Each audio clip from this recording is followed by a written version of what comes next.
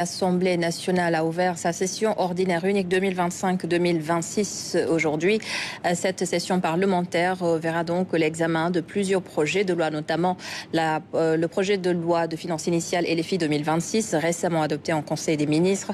Le bureau de l'Assemblée a donc été installé à l'occasion et le président de l'institution parlementaire annonce une année placée sous le signe de l'espoir et de la consolidation des acquis. Maïmounassi.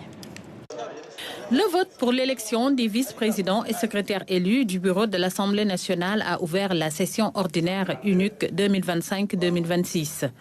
En conformité avec la loi sur la parité et au scrutin majoritaire, le bureau de la 15e législature a été renouvelé sans grand changement. Nos collègues ayant obtenu 135 voix sont élus respectivement premier vice-président Ismaël Diallo, deuxième vice-présidente Roqui Ndiaye, troisième vice-président Cheikh Thioro Mbacké, quatrième vice-présidente Mbène Faye, cinquième vice-président Samba Dang, sixième vice-présidente Oulimata Sidibé, septième vice-président Mohamed Sall, huitième vice-présidente Racky Diallo. Cette session ordinaire s'est également ouverte sur une note d'espoir, mais surtout de consolidation des acquis. Plusieurs réformes ont été engagées par la 15e législature. Des acquis à renforcer selon la secrétaire d'État en charge des relations avec les institutions et porte-parole du gouvernement. Je tiens à réaffirmer toute ma disponibilité à accompagner les députés dans ce travail que nous ferons ensemble dans un cadre républicain et constructif pour que les Sénégalais puissent y trouver donc leur compte. La nouvelle session sera également mise à profit pour entamer la mise en œuvre des projets phares de la 15e législature.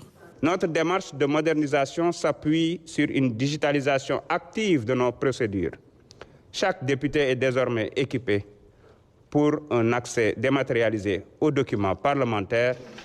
Notre Assemblée est entrée dans une nouvelle ère de rigueur, de transparence et de performance administrative.